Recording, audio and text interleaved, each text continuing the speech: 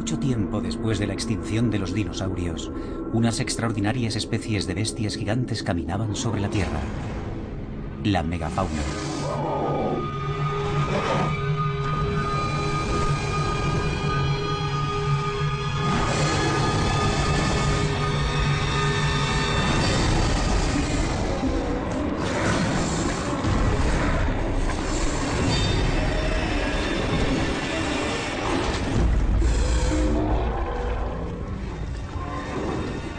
Estos pesos pesados del reino animal mantuvieron su dominio durante cientos de miles de años, hasta que de golpe desaparecieron. Hace 46.000 años ocurrió algo que los borró para siempre de la faz del planeta. Una misteriosa extinción en masa. Ahora un reciente e impactante hallazgo en un rincón del mundo fuera de lo común podría ayudarnos a resolver ese puzzle. A medida que los científicos examinan las pruebas y buscan nuevos indicios, van reconstruyendo los últimos instantes de algunas de las criaturas más extrañas que han caminado nunca sobre el planeta. Su misión: resolver de una vez por todas el misterio de la muerte de las megabestias.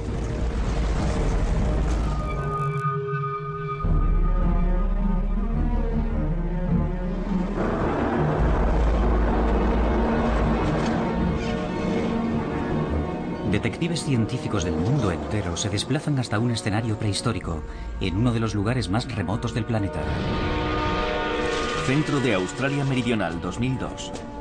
Debajo de la extensa y desarbolada llanura de Nullarbor, un equipo de espeleólogos descubre uno de los mayores yacimientos de fósiles del siglo. Lo que descubren creará una onda de choque que recorrerá toda la comunidad científica. Unos espeleólogos hallaron el esqueleto completo de un león marsupial, el tilacoleo, conservado en unas condiciones excelentes. Es el esqueleto más completo jamás encontrado, un hecho extraordinario. El paleontólogo Gavin Prideaux encabeza una misión especial para recuperar estos fósiles. Era una sensación irrepetible que no creo que volveré a experimentar. Era sobrecogedor contemplar un espécimen tan bien conservado. Estaba tan completo que prácticamente podías imaginártelo exhalando su último suspiro.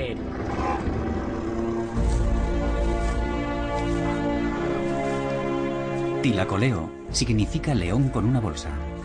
Como muchos de los representantes de la megafauna australiana, esta extraordinaria criatura era un marsupial, un mamífero que llevaba a sus crías en una bolsa. Casi todos los animales de la megafauna que se extinguió en Australia eran únicos. No existían en ningún otro lugar del mundo.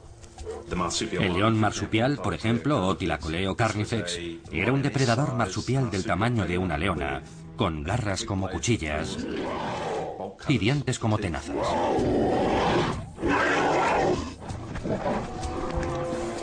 El mayor herbívoro de Australia era el Diprotodon optatum. Era un marsupial enorme, el mayor que ha existido nunca.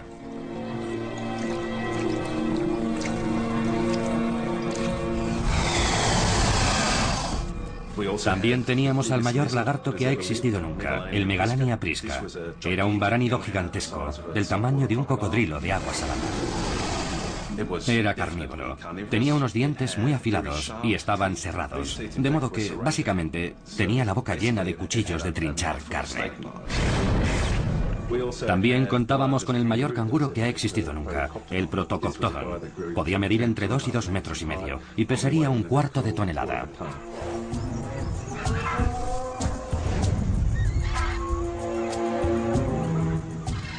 A lo largo de los últimos 500 millones de años, ha habido más extinciones en masa de animales terrestres de gran tamaño. Pero la muerte de la megafauna de Australia es relativamente reciente desde el punto de vista de la historia natural. El profesor Bert Roberts es geocronólogo y uno de los científicos que se han encargado de delimitar la fecha de su extinción.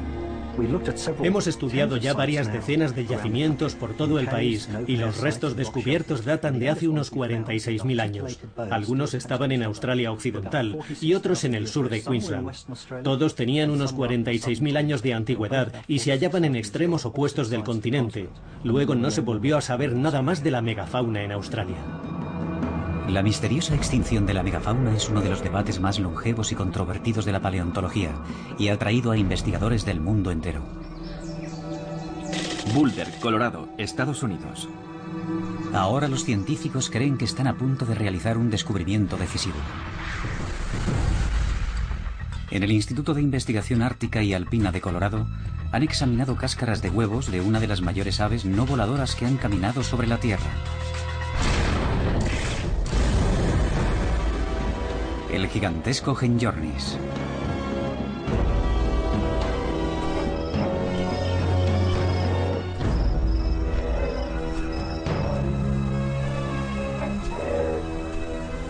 El Genyornis era un ave realmente enorme, de alrededor de 2 metros de alto, y debía de pesar unos 200 kilos. Sería un ave carroñera y tendría un pico muy largo.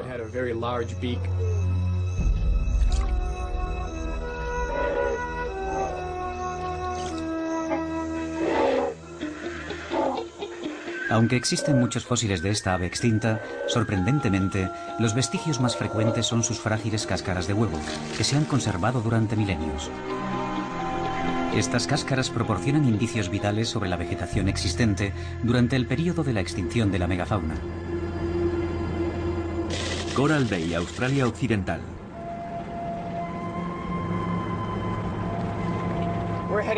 Nos estamos dirigiendo hacia Coral Bay, en Australia Occidental. Estamos atravesando un campo de dunas. En estas dunas, donde el viento ha arrastrado la arena, es donde más probabilidades tenemos de hallar cáscaras de huevos de Genyornis. Deberíamos poder encontrar una buena colección y no nos debería costar demasiado. El profesor Miller quiere averiguar si el clima cambió en el periodo en que se extinguió el Genyornis y si fue por eso por lo que desaparecieron estos herbívoros. Para compararlo con una especie actual, estudia a una de las mayores aves que han sobrevivido en el mundo, el emú australiano. El emú y el Genyornis no solo convivieron durante la misma época, sino que incluso anidaban en la misma zona. Por eso, cuando encontramos cáscaras de huevos de Genyornis, también es frecuente encontrar cáscaras de huevos de emú.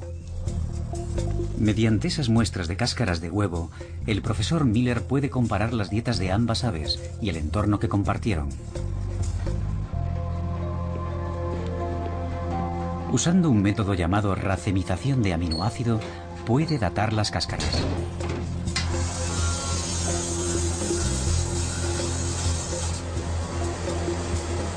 Pero estas cáscaras también contienen carbonos procedentes de distintas plantas, como hierbas, arbustos, árboles, semillas y frutas. Y lo que descubrimos es que hace más de 50.000 años, el emú consumía un amplio abanico de alimentos, desde simple hierba hasta árboles y arbustos.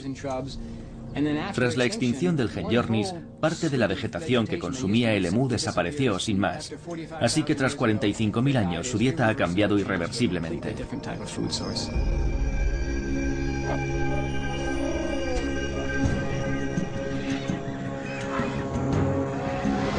Durante el periodo de la megafauna, Australia Central era un paisaje lleno de vegetación que albergaba a toda una variedad de especies animales. Hoy ha cambiado drásticamente. Es casi una zona desértica. ¿Por qué desapareció ese frondoso entorno? Es una pregunta que lleva décadas desconcertando a los científicos. Han considerado que una de las causas que con mayor frecuencia es responsable de las extinciones en masa es el cambio climático. A la hora de resolver el misterio de la extinción de la megafauna australiana, hay que tener en cuenta cómo era el clima en aquel entonces y cómo cambió más adelante después de extinguirse la megafauna.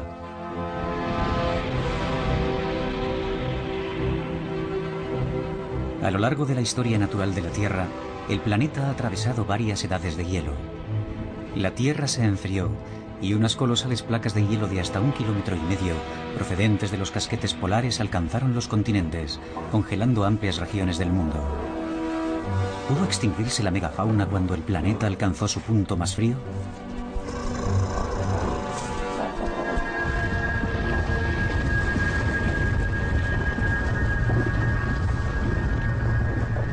Las montañas nevadas en Nueva Gales del Sur fueron formadas por los glaciares que se iban abriendo paso a través del paisaje. El clima salvaje y rotundo y el áspero decorado evocan un lugar en el que el tiempo se ha detenido.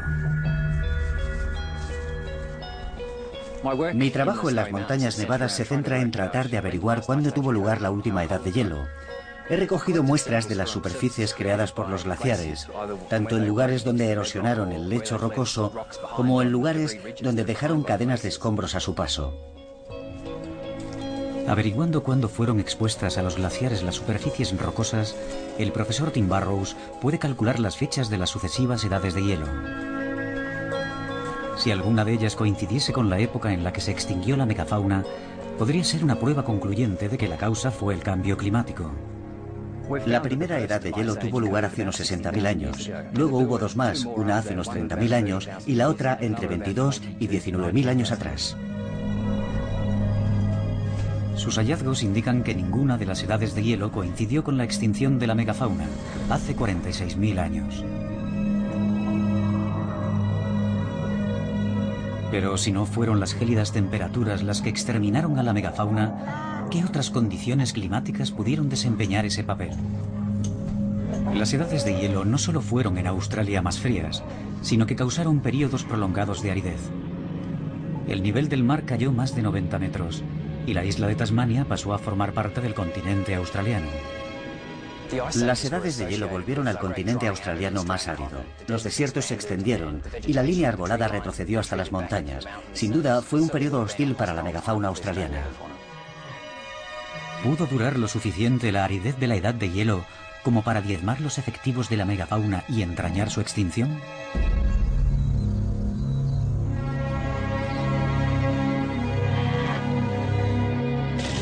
Cuevas de Naracoorte, Australia Meridional.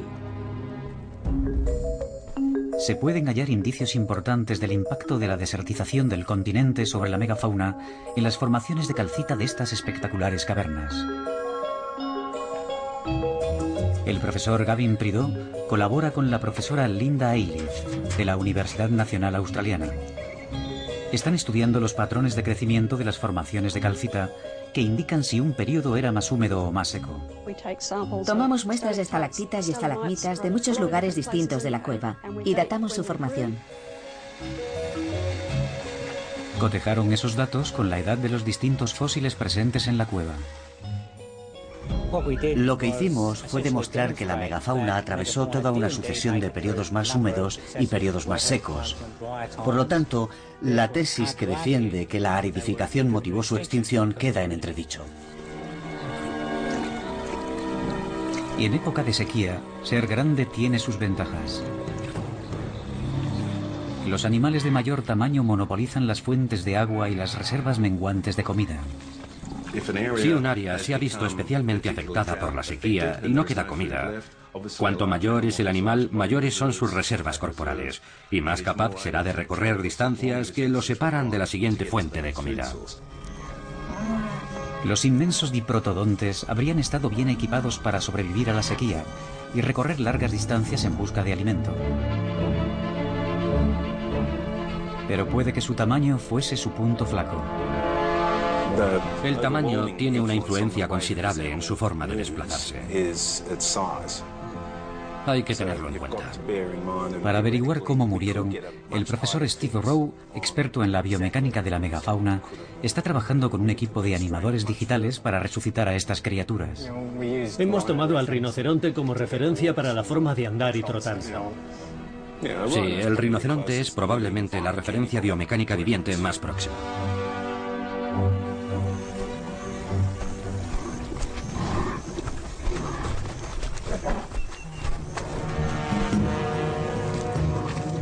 Los diprotodontes medían 2 metros de alto y más de 3 metros de largo, y pesaban casi 3 toneladas. Su tamaño los ayudó a sobrevivir a un entorno peligroso, pero ¿bastó para protegerlos de sus feroces depredadores?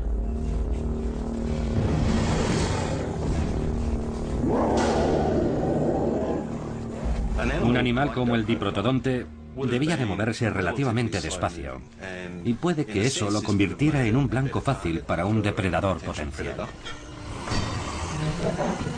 Pero lo que le faltaba en velocidad lo compensaba su volumen.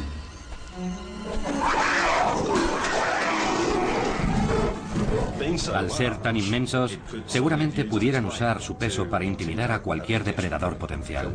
Una de las formas de protegerse de un depredador consiste en ser demasiado grande para él. Por tanto, dado su inmenso tamaño, parece inconcebible que la extinción de los diprotodontes se debiese a los depredadores.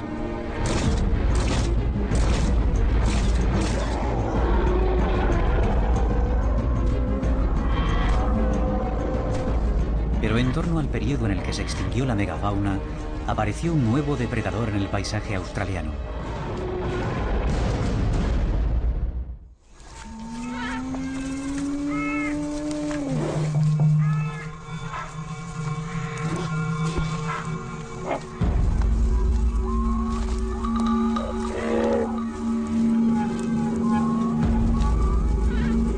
Los científicos creen que cuando aparecieron los primeros humanos en este territorio, pudieron enfrentarse a algunas de las bestias más extrañas que hubieran visto jamás.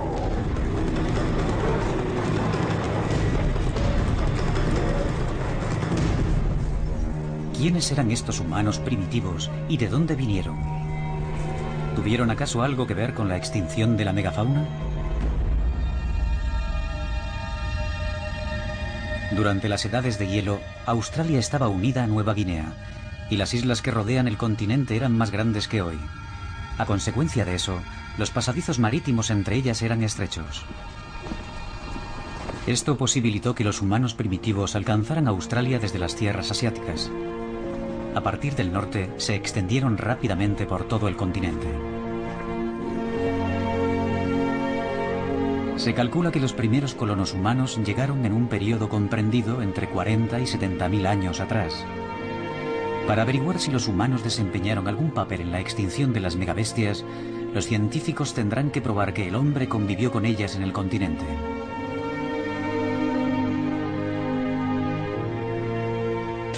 Parque Nacional Mungo, Nueva Gales del Sur.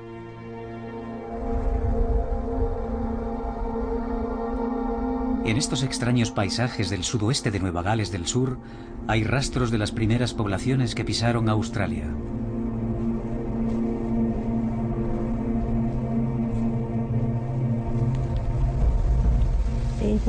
Estas son las pisadas de mis antepasados de los tiempos de Gandiyurra, es decir, hace muchísimo tiempo. Esa palabra Gandiyurra era la que usaban siempre que nos contaban una historia, y siempre que la usaban sabíamos lo que quería decir. Hace mucho, pero muchísimo tiempo. Las pisadas se formaron en el barro. Cuando se evaporó el agua, se endurecieron y permanecieron ocultas bajo capas y capas de arena durante miles de años. El profesor Matt Capper forma parte del equipo de investigación implicado en su descubrimiento. Las pisadas que encontramos aquí en el lago Mungo estaban en realidad en la orilla de un lago más vasto, el lago Gampan. Descubrimos más de 450 huellas. Forman la mayor colección de huellas de la edad de hielo del mundo y nos dicen muchas cosas sobre el comportamiento social de estos habitantes primitivos de Australia. Pensamos que una docena o tal vez 2 docenas de personas están representadas en las distintas huellas, así que podemos ver que esa sociedad aborigen estaba formada por grupos reducidos de personas. Hay desde niños pequeños hasta adultos desarrollados, es decir, una familia entera o varias familias atravesando juntas este paisaje.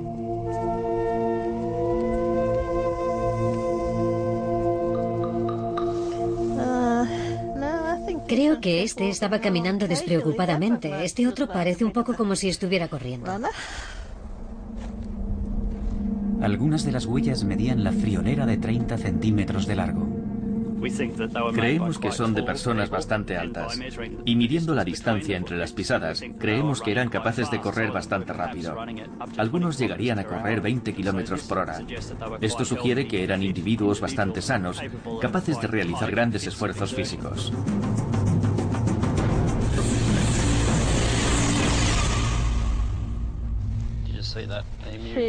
Hay una pequeña huella de pájaro aquí y huellas de conejo.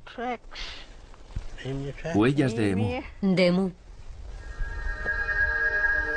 Las llamadas historias para dormir, es decir, las antiguas leyendas del pueblo aborigen, hablan de los Kadimakara, unos animales que vivían en zonas boscosas, frondosas y llenas de agua.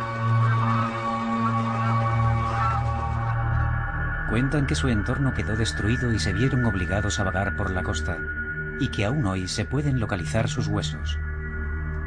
Se han encontrado aquí huesos del canguro gigante, del emú gigante, de una criatura que era una especie de wombat gigante. Hace 50 o 40.000 años, estos animales pastaban por aquí cuando los lagos grandes estaban llenos de agua. Sí, todo esto encaja con nuestras historias para dormir. Todas las pruebas científicas. Lo que se ha venido transmitiendo de generación en generación.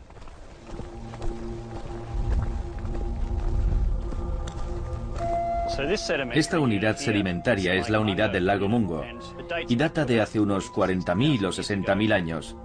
Se corresponde más o menos con la época de la extinción de la megafauna.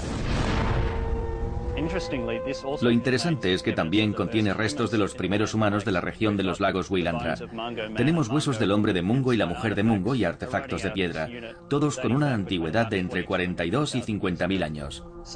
Así pues, hay un margen de quizá 4 o 5.000 años durante el que creemos que el hombre y la megafauna convivieron en el continente australiano.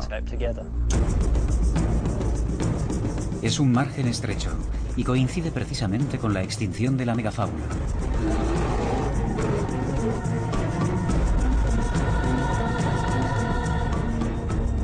La llegada de la humanidad a otras partes del mundo, como Norteamérica o Madagascar, también coincidió con extinciones en masa de animales.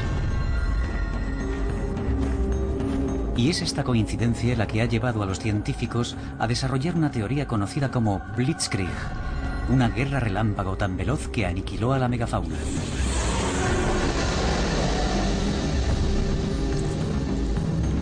La teoría parte de la premisa de que los humanos siempre explotarán una fuente de alimento. En el caso de las megabestias, la teoría alega que se extinguieron a través de una persecución eficiente y sistemática a escala continental por parte del ser humano. Cuando desembarcaron los humanos en Australia, básicamente aumentó en un 50% el número de grandes depredadores en el continente. Así que su mera presencia y la necesidad de comer y mantener a su propia población debe de haber tenido un impacto sobre la megafauna.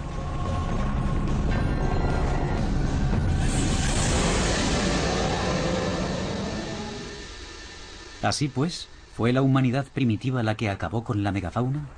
Hasta ahora, las únicas pruebas de las que disponíamos eran circunstanciales. Pero en Cady Springs, Nueva Gales del Sur, los científicos han realizado un hallazgo explosivo que sitúa al hombre en plena escena del crimen. La prueba decisiva que aporta Cady Springs es que es el único yacimiento que tiene indicios inequívocos de artefactos humanos y huesos de megafauna asociados. La profesora Judith Field está investigando algunos de los hallazgos más importantes de huesos de megafauna de Australia. Estamos ante un antiguo campamento. Tenemos huesos carbonizados y de hecho tenemos un fémur calcinado de uno de los canguros extintos de ese periodo. Ello sugiere que fueron quemados en una hoguera y en medio de este entorno arcilloso solo un humano pudo haber provocado fuego. Entre los muchos fósiles de Cady Springs se encontró la mandíbula completa de un diprotodonte. Pero en un giro inesperado, fue hallada una herramienta de piedra alojada entre unos huesos. Este es probablemente el hallazgo más emocionante de todos los que he hecho, y quizá nunca encuentre algo similar. Lo primero que encontramos fue la mandíbula inferior de un joven diprotodonte. Alojada entre esta y el hueso de una extremidad encontramos lo que llamamos una herramienta nuclear. Las herramientas nucleares sirven para fabricar otras herramientas, como hojas y mangos de cuchillos de piedra. Como podéis ver, estas cosas están muy afiladas. Con esta piedra puedes fabricar un cuchillo grande, tan grande como lo quieras. De hecho, si los animales de la megafauna eran igual de grandes que nuestro ganado, no debieron de tener ningún problema en descuartizar a esos animales con estos antiguos cuchillos.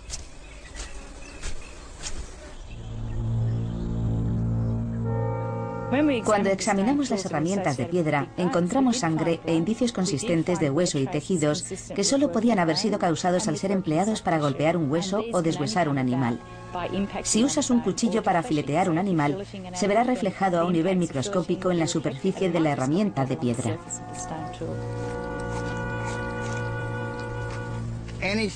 Cualquier cosa que se mueva en el monte australiano es susceptible de ser cocinada y devorada por mi pueblo.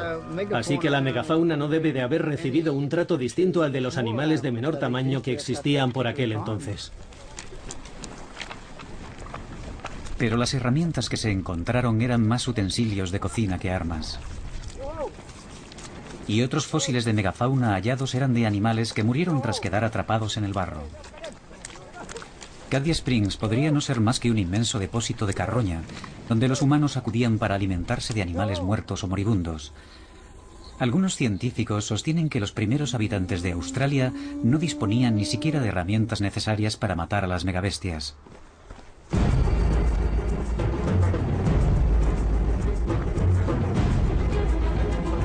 Entre las armas más eficaces de estos antiguos pobladores estaban las grandes puntas de lanza de piedra halladas en el norte de Europa y América. Habitualmente se asocian con la caza de grandes mamíferos durante las edades de hielo.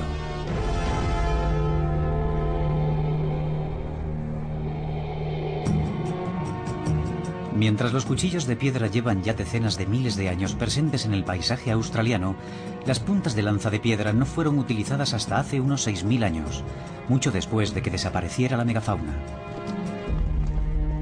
La razón por la que los primeros pobladores de Australia no cazaban con lanzas con puntas de piedra es que el tipo de piedra fina necesario para fabricar este tipo de punta tan afilado y refinado no era corriente en Australia. Había grandes cantidades de silcretas, que valen para fabricar artilugios, para tallar la madera y cortar y cosas por el estilo, pero no para fabricar puntas de lanza con una forma perfecta. Pero Australia tiene una gran abundancia de maderas duras que son exactamente igual de eficaces que las puntas de piedra más sofisticadas. El argumento según el cual los pueblos aborígenes no tenían un equipo lo bastante sofisticado como para cazar animales de gran tamaño es obviamente un sinsentido. Por lo que sabemos de las herramientas que fabrican actualmente los aborígenes, son perfectamente adecuadas para despachar a cualquier tipo de presa.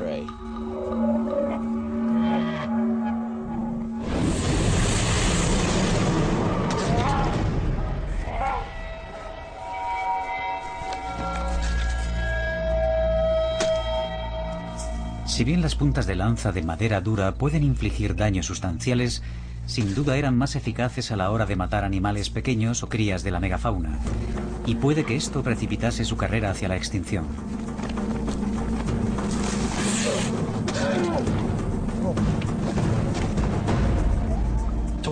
Para acabar con la megafauna no hacía falta esforzarse mucho.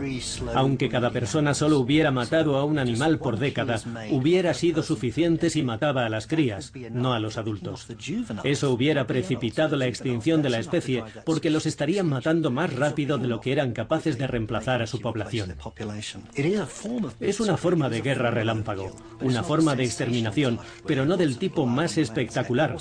Eran más bien barbacoas de poca monta que hacían pequeños grupos familiares cada año, y al cabo de unos pocos cientos de años, puede que 1000 a lo sumo, estas especies habrían desaparecido del mapa.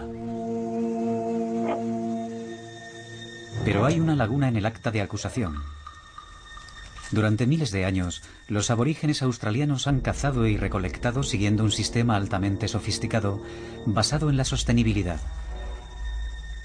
Así que cuesta creer que sus ancestros hayan cazado a la megafauna hasta provocar su extinción.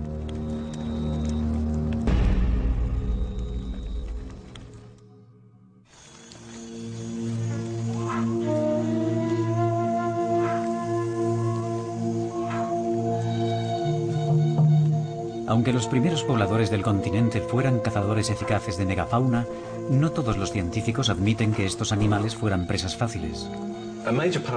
El argumento según el cual la caza humana hubiera sido la causa principal de la extinción de la megafauna está basado en la idea de que la megafauna de Australia era ingenua. No estaba acostumbrada a la depredación y por eso era fácil de matar. La realidad es que la megafauna de Australia seguramente tuviera sus depredadores. De modo que estos animales debían de tener al menos algunas defensas antidepredadores. Algunos de los animales de la megafauna eran extremadamente feroces y estaban convenientemente armados para atacar o defenderse. Si los humanos los cazaron hasta su extinción, entre sus objetivos tuvo que encontrarse el formidable león marsupial. El león marsupial o tilacoleo estaba en lo más alto de la cadena alimenticia en la edad de hielo en Australia. Era un animal extraordinariamente especializado. Era el mamífero carnívoro más especializado de su tiempo. Estaba bien armado, con garras retráctiles tanto en las patas delanteras como en las traseras. Las garras de sus pulgares estaban bien desarrolladas. Hay quien piensa que estas eran realmente sus armas para matar, que el león marsupial desgarraba y desplazaba con ellas a su presa. Yo creo que eso es bastante improbable. En realidad, creo que las enormes garras que tenían en los pulgares servían de ganchos.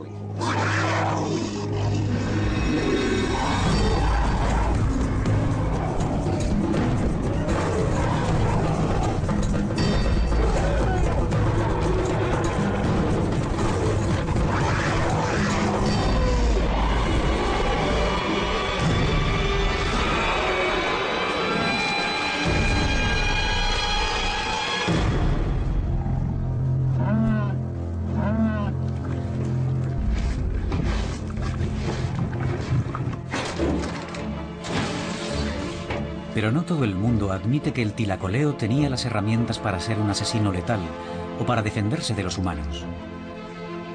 Uno de sus rasgos ha dejado perplejos a los científicos durante décadas.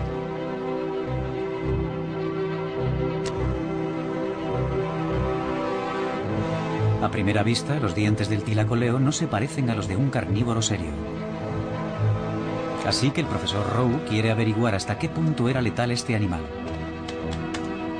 Decide someterlo a la prueba definitiva. En primer lugar, escanea el cráneo completo de un pequeño tilacoleo.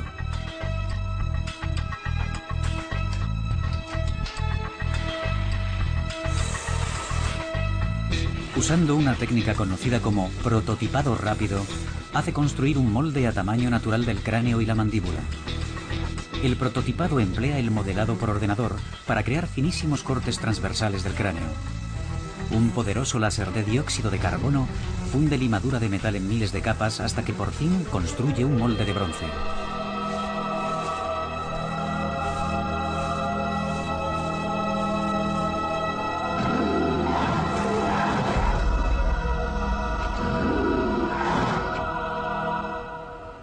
El profesor Rowe diseña un sencillo método para estimar la fuerza de las dentelladas del león marsupial.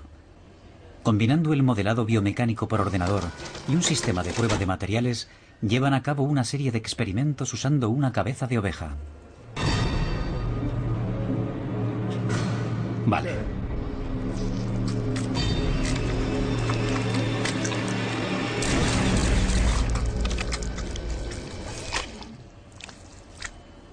En primer lugar, hemos hecho que estos enormes incisivos delanteros penetren en la carne. Ha arrancado la cabeza con las hileras superior e inferior de incisivos para luego masticarla con los afilados dientes que tiene a los lados. Y este es el cráneo de un león marsupial relativamente pequeño. La dentellada de un pequeño tilacoleo podía generar la friolera de 450 kilos de fuerza. Una cifra parecida a la de una leona, un animal que duplica su tamaño. Así pues, la dentellada del tilacoleo era casi 2 veces más poderosa que la de cualquier felino viviente hoy en día, y mucho mayor que la de cualquier otra criatura existente en Australia por aquel entonces. Sin duda, un león marsupial de buen tamaño podría haber matado a un humano sin ningún problema.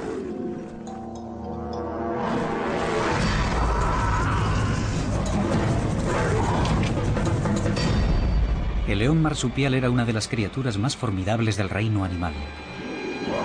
No parece probable que la caza humana fuera la única causa de su extinción. Para estos investigadores científicos, el caso está lejos de haber sido resuelto. Para buscar nuevas pistas, deciden investigar una extinción en masa que tuvo lugar millones de años antes. La muerte de los dinosaurios.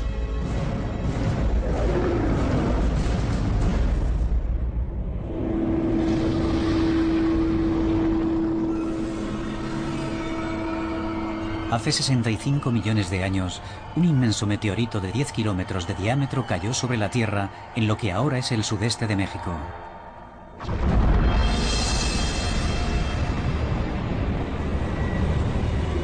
El polvo y los escombros propulsados en la atmósfera bloquearon casi totalmente la luz del Sol e hicieron bajar las temperaturas globales.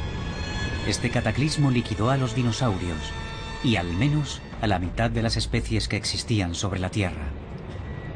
Durante ese periodo de oscuridad, que puede haber durado varios meses o incluso años, la vida vegetal se extinguió a escala global. Eso entrañó drásticas consecuencias para todos los herbívoros, incluyendo a los dinosaurios herbívoros, que se alimentaban de plantas y ahora no tenían absolutamente nada que comer.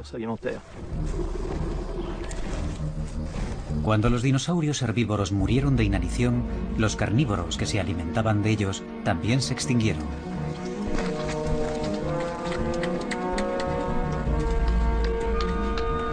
Muchas especies animales fueron eliminadas por el meteorito, pero algunas sobrevivieron. Los supervivientes compartían un rasgo decisivo. Eran pequeños. Había pues un umbral claro. Ningún animal que pesara más de 25 kilos sobrevivió a la devastación. ¿El motivo? Los animales de mayor tamaño necesitan más comida para sobrevivir.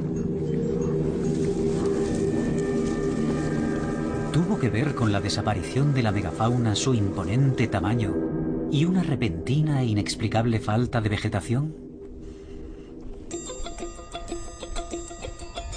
Para averiguarlo, el profesor Gifford Miller, de la Universidad de Colorado, ha regresado a Coral Bay, en Australia Occidental, en busca de nuevos indicios. Hay unas cuantas piezas por aquí. He encontrado unas aquí, un par de ellas. Por el momento, su investigación de las cáscaras de huevos ha desvelado que los Genyornis convivieron con los emús, que ambas especies eran herbívoras y que durante la época en la que se extinguieron los Genyornis, toda una gama de plantas había desaparecido.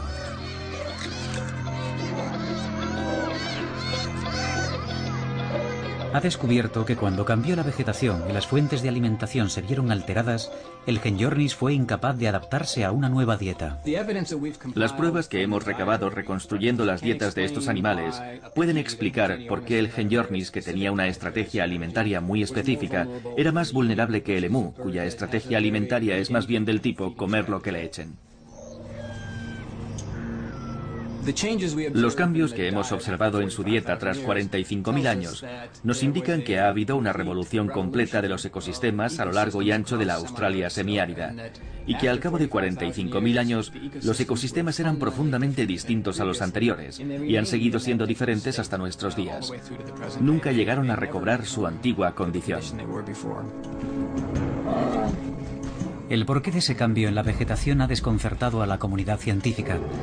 Pero lo que sí se sabe es que debió de tener un efecto dominó que afectó a toda la cadena alimenticia.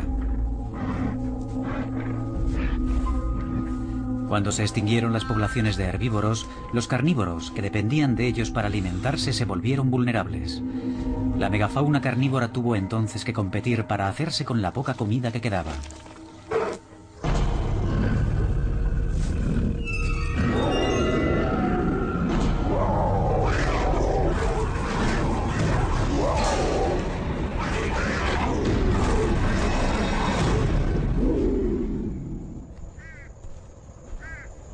Pero la desaparición de sus fuentes habituales de sustento no fue la única presión que tuvo que soportar la megafauna. ¿Has encontrado algo, John? Hay un poco aquí, Giff. En estas dunas arenosas, el profesor Miller y su equipo han realizado un extraordinario hallazgo. Hay unos pocos trozos esparcidos. La primera prueba concluyente de que los humanos tuvieron algo que ver con la depredación de la megafauna. el equipo encuentra varias cáscaras de huevo de Genjornis carbonizadas. Algunas están completamente calcinadas, y es posible que fuera a causa de incendios incontrolados. Pero muchas presentan lo que llamamos un punto de incinerado, donde parte de la cáscara está quemada y el resto no. La única forma de que ocurra esto es que alguien cociera el huevo, que después de pelarlo y comérselo tirara las cáscaras y que algunas de ellas aterrizaran sobre las brasas de la hoguera. Así es como se incineraron algunos trocitos.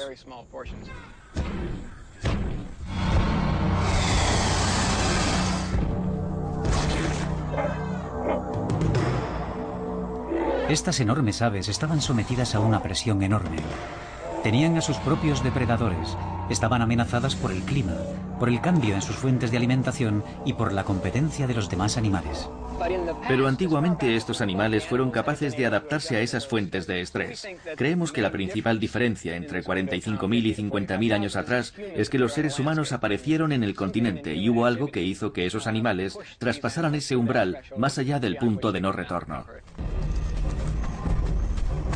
El cambio en la vegetación es la teoría más innovadora que ha surgido en el debate sobre la extinción de la megafauna. Sin embargo, aún falta una pieza importante del puzzle. ¿Qué actividad humana pudo alterar el hábitat de la megafauna de manera tan drástica que destruyera sus fuentes de alimento más fundamentales?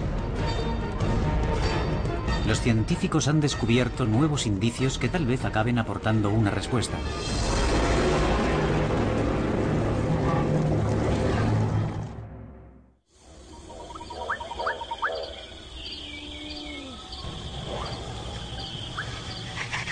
La investigación sobre la extinción de la megafauna está alcanzando un punto crítico. Los detectives científicos han vuelto a apuntar hacia el hombre como principal sospechoso. Creo que si los humanos no hubieran llegado a Australia, la megafauna seguiría existiendo. Una serie de recientes descubrimientos en Tasmania corrobora esa idea. Al tratarse de una isla, la megafauna sobrevivió durante 5.000 años más que en el continente y se extinguió casi inmediatamente después de que llegasen los seres humanos. Así que fuimos nosotros quienes desempeñamos el papel decisivo. Empujamos a la megafauna hasta el límite. Los científicos saben ahora que los humanos disponían de las armas necesarias para dar caza a la megafauna. ¿Pero tenían el móvil y los medios para destruir su entorno, abocándola a la extinción? La vegetación australiana cambió drásticamente durante la época en la que desapareció la megafauna, y desde entonces se han desarrollado otros tipos de plantas. El paisaje actual está dominado por las hierbas secas, como la Spinifex o la Eragrostis australasica, que poseen un valor nutritivo muy bajo y propagan los incendios. Así que es un paisaje altamente inflamable. Enterradas bajo la superficie de este entorno transformado, los científicos han hallado una nueva serie de pruebas desconcertantes. Oscuras capas de restos incinerados de antigua vegetación que se corresponden con la llegada de los humanos y la extinción de la megafauna. Los incendios forestales provocados principalmente por rayos han formado una parte natural del paisaje australiano desde un tiempo inmemorial.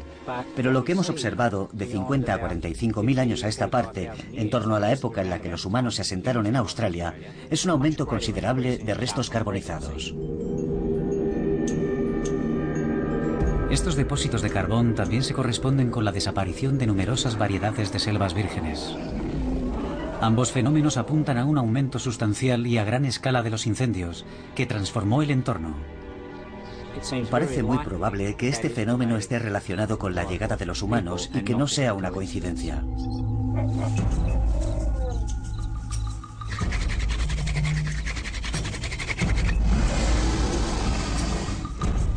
Durante su convivencia con esas criaturas tan grandes y amenazadoras, los primeros humanos idearon un ingenioso método para atrapar a sus presas.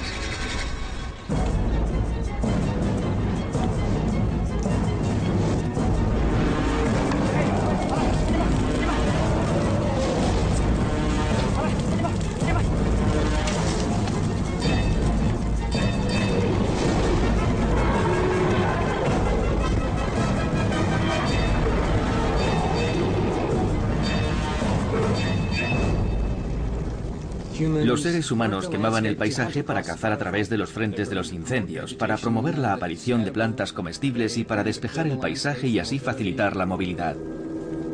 Estos fenómenos se conocen colectivamente como cultivo por quema controlada y se cree que erradicaron en gran medida la vegetación en muchas partes de Australia. Antes de que llegasen los primeros pobladores humanos, los incendios forestales no eran ni tan frecuentes ni tan intensos. A consecuencia de ello, abundaban las plantas de las que dependía la megafauna.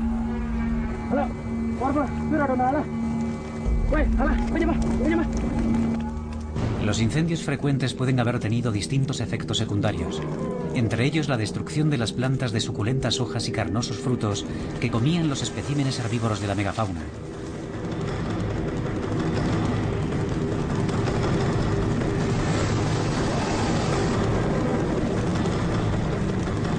Pero también contribuyeron al desarrollo de otras plantas mejor adaptadas a los incendios.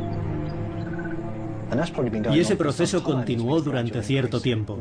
Desde entonces ha habido un aumento gradual de la cantidad de eucaliptos, así como de muchas otras plantas resistentes a los incendios. Es una prueba de que el cultivo por quema controlada era una práctica arraigada entre los primeros pobladores humanos. Creo que es muy probable que ese aumento en la frecuencia y la intensidad de los incendios ejerciera una presión sin precedentes sobre la megafauna y, combinado con la caza, constituyó un factor del que estos animales sencillamente no pudieron recuperarse. Es una hipótesis desconcertante. Un grupo de humanos primitivos cambió la ecología de todo un continente y de esta forma mató de hambre a la megafauna.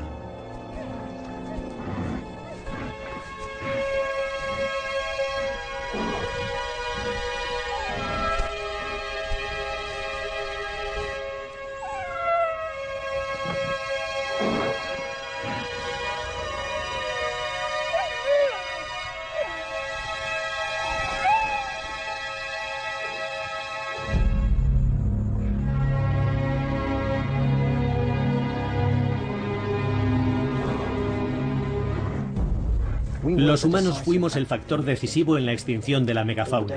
Hubo una estrecha correlación entre la llegada de los humanos y la extinción de la megafauna y disponemos de un mecanismo para explicarlo. El mecanismo en cuestión era el cultivo por quema controlada, el incendio regular y sistemático de la vegetación. Cambió el paisaje de una manera tan drástica que destruyó en gran medida las fuentes de alimento de la megafauna, abocándola a la extinción. Hemos sostenido que la explicación más sencilla es ese cambio en los incendios del entorno australiano. Los paisajes son sensibles a las perturbaciones y a la larga eso puede traducirse a escala continental. Hoy en día los humanos estamos cambiando drásticamente nuestro entorno a nivel global. La cuestión es si entendemos lo bastante bien los ecosistemas de la Tierra como para predecir el impacto de una destrucción a escala global del medio ambiente. ¿Existen umbrales que, una vez traspasados, amenazan la vida sobre el planeta? Si admitimos que el gran tamaño puede ser un factor que predispone a la extinción, y si la destrucción del medio ambiente a la que estamos asistiendo continúa, la especie humana podría convertirse en la mayor especie animal del planeta. Deberíamos plantearnos seriamente cuáles son nuestras probabilidades de sobrevivir.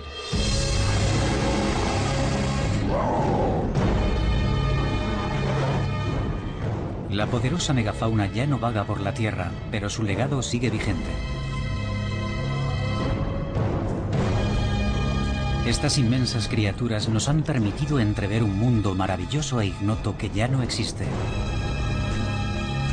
Resolver el misterio de su extinción podría ayudarnos a evitar el próximo desastre ecológico causado por el hombre. Siempre y cuando sepamos aprender de las lecciones del pasado.